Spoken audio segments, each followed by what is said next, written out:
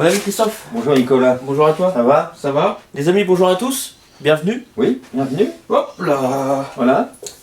Que vas-tu nous présenter pour D'abord Noël? une petite introduction spéciale avant de présenter ces merveilleuses enceintes. Oui.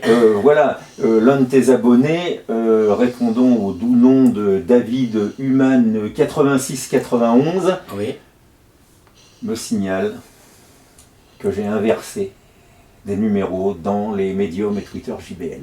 Oui, dans la Voilà. vidéo des JBL Une L36. terrible erreur, donc j'ai appelé le médium et le 25 au lieu de LE5 et vice versa Petite inversion. pour le Twitter. Donc bravo David, si tu nous écoutes. Voilà, il y en a au moins un qui suit. Eh ben voilà. C'est merveilleux, bravo David.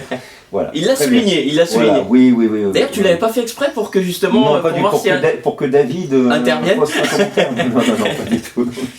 Je n'ai pas le plaisir de Bon. connaître David. Donc. Non mais voilà, c'est rectifié et c'est bien. Ouais. C'est bien. Et Voilà. du coup, tu C'est bien. pourras lui faire une petite Une remise promotion 15% sur toute réparation de de haut-parleur. la clinique voilà. du haut-parleur, les Voilà. amis. Enfin, David, Voilà. surtout pour David. Voilà, surtout pour David. Donc voilà. Ok, alors on va présenter de merveilleuses enceintes françaises et plutôt rares. Ouais. Les Ezart, modèle E50. E50. Voilà, Ezart, vieille marque française, qui est devenue Arten Ouais. après. Je Voilà. ne connaissais pas du tout. Voilà, elle a été montée par quelqu'un qui s'appelait Artozoul, Jacques Artozoul, je D'accord. crois. Voilà. Ok, alors Ezart sortait des enceintes, des amplis à lampe, Ouais. des amplis après à transistor, et aussi des tuners, dont le fameux tuner caisson Ezart, un petit tuner carré qui D'accord, était réputé marchant plutôt bien. Ouais. Donc vieille marque française qui hélas a disparu, je dirais fin des années 70, début 80. Ah oui, oui. Voilà, peut-être qu'on fera une vidéo un jour spéciale là-dessus parce que ça a beaucoup écrémé. Sur cette marque. Non, ça a beaucoup écrémé, oui, une vidéo sur Ezart. Et la disparition de tout un tas de marques françaises au début Oui. des années 80, voilà, qui ont subi de plein fouet la concurrence des Japonais. Ouais. Voilà. Donc, le modèle E50 était, à mon avis, le haut de gamme des Ezart, sinon un des modèles haut de gamme. Ouais. Voilà. De mémoire, peut-être 3 versions de cette enceinte avec des haut-parleurs un petit peu différents. Sur la première version, il y avait à la place de ce haut-parleur un tweeter à cône, je crois. Ça, ce serait la deuxième version. Ouais. Et la troisième version avait un boomer à petit pli et peut-être même un autre tweeter. Et je crois que le haut-parleur de Medium avait été modifié. D'accord. Voilà aussi, c'était pas exactement la même version que celui-là. Mais ça, c'est la meilleure version ou... Je ne sais pas. Ouais, d'accord. Je ne connais que celle-là. Ok. Donc je te dirai pas pour les autres. Très bien. Voilà. Ok. Donc, enceinte, moi je dirais format grosse bibliothèque, Ouais. qui font leur poids. C'est vrai qu'elles font leur poids. Qui font leur parce poids. que, Qui font leur poids. Voilà. Je trouve qu'elle bénéficie d'une belle finition avec un beau Ouais, plaquage bien verni. Mais je trouve que c'est très beau. Très beau, ouais. Je ne sais pas quelle essence, c'est pas du noyer, je pense, pas du chêne non plus. Voilà. Un système très original pour les caches. Oui. Alors les caches, malheureusement, on ne pourra pas les voir, ils sont avec un beau tissu, mais ils sont en réflexion. Donc voilà. D'accord, ouais. Mais beau cache entouré d'une baguette en métal, beau Parce qu'avec les tissu. roulettes, c'est... Ouais. Un beau logo métal, oui, c'est-à-dire qu'on enclicte un petit clip là-dedans, là dans les roulettes, là, voilà, tout simplement. Voilà. Et alors après, parlons de l'équipement des enceintes. Alors, donc déjà, nous avons un haut-parleur elliptique de chez Audax. Ok. C'est le 21-32. Voilà, 21 en largeur, 32 En hauteur. en hauteur. Voilà, le 21-32. Qui est ici un modèle à aimant ferrite, et à mon avis, c'est un dérivé d'un modèle antérieur, le 21-32 PA15, avec la ferrite Alnico, Oui. le grand modèle PA15. Voilà. D'accord, ouais. Voilà.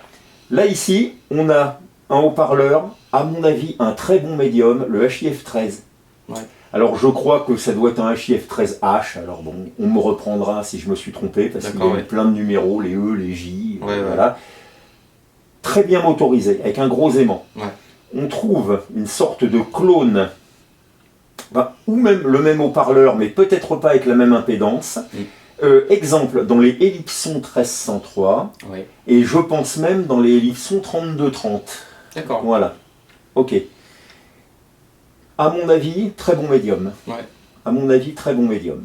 Voilà. On a un bon rendu. Voilà. Et qui d'ailleurs sert de petit boomer dans la Ellipson 1303 et je pense même dans la 3230 avec des résultats étonnants dans le grave. Ouais. Voilà. Dans Voilà. une grande, c'est dans un grand volume. Non, c'est dans un caisson, il est monté comme ça et ça sort par un évent. D'accord, voilà. Voilà. Ensuite de quoi? Donc 2132, HIF 13. Ouais. Là ici, on a un tweeter Audax qui s'appelle le TW10, Ouais. avec un diaphragme apparemment en papier, ce qui n'est pas très courant pour un tweeter à dôme, diaphragme en papier. Voilà. Et au-dessus, on a un haut-parleur bien connu, qui est le KEF T27. Donc ça, c'est un super Twitter ou... En quelque sorte, un Ouais. super tweeter, on va dire comme ça. Voilà. Ouais. Et l'idée n'est pas mauvaise. L'idée n'est pas mauvaise. Voilà. Le KEF T27 qu'on a rencontré dans je ne sais plus quelle présentation, qui a été monté sur tout un tas de modèles KEF, les Rogers LS35, les fameuses, etc. et tout, et donc plein d'enceintes anglaises, finalement, le haut-parleur KEF. Voilà. On le reconnaît bien, de toute façon. On le reconnaît très bien. Alors ça doit être une version 2 antérieure à la version qu'on connaît un peu plus, avec les deux fils qui partent comme ça sur chaque le côté. côté. Ouais. Voilà, exactement. Là, ici, 3 positions d'atténuation, je crois, pour le médium, peut-être pour l'aigu aussi, là je ne lis pas. Réglage médium. Oui. Alors on a fort, moyen et doux. Voilà, donc ça c'est pour le médium. Voilà, c'est pour le médium. Parce qu'il avait été, je crois, un peu reproché à ses enceintes de mettre le médium un peu en avant. D'accord. Donc, voilà. Bon, maintenant, le filtre à l'intérieur est en 2 parties. Il y a ici pour l'atténuation et l'autre partie est ici. Okay. Alors, peut-être faudrait-il le recaper, hein, comme toutes les enceintes de cette époque, un petit peu, parce que je pense qu'il y a au moins un condensateur chimique dedans. Ouais. Donc ce serait à recaper. Voilà. À part ça, comme on a dit, très belle finition. Ouais. On observe que sur le baffle, qui est plutôt épais, ça doit être du 22 mm, c'est vrai que je crois. Ouais. Il y a des amorces de pavillon ici comme ça, au moins des découpes spécifiques pour le médium et pour le grave, ce qui d'ailleurs est une bonne idée, plutôt que de faire une découpe droite et de mettre le HP derrière. C'est beaucoup mieux. Là, ça ouvre. Et ça aura une influence sur la scène sonore qui est quand même très large. Voilà. Alors, je ne les ai pas encore écoutés beaucoup, hein, toi non plus d'ailleurs. Mais le peu qu'on a écouté, c'est extrêmement qualitatif. C'est extrêmement qualitatif. C'est clair. Ouais. À mon avis, il y a une belle courbe de réponse. Elles m'ont bien surprise. Oui, vraiment. Moi, j'ai pas trouvé que le médium était en avant.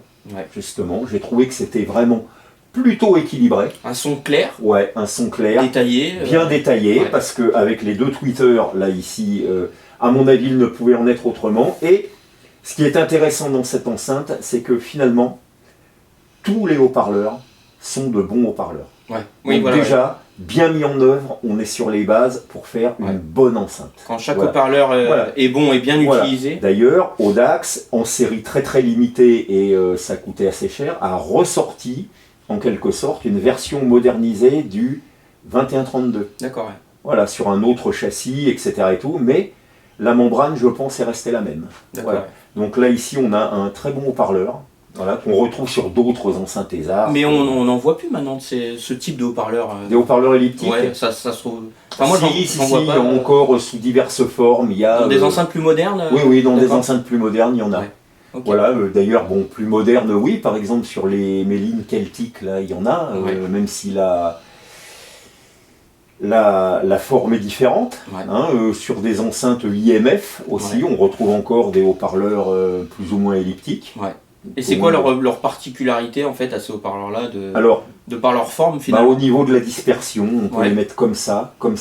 Voilà. Après ça, il faudrait faire une étude plus précise pour voir dans quelle mesure ça joue, mais là, on a une belle scène sonore. D'accord. Voilà, avec ces enceintes-là, on a une belle scène sonore. Et donc des enceintes closes, comme enceintes closes, comme voilà. Très souvent, enceintes closes qui d'ailleurs sont généreusement bourrées en laine de verre à l'intérieur.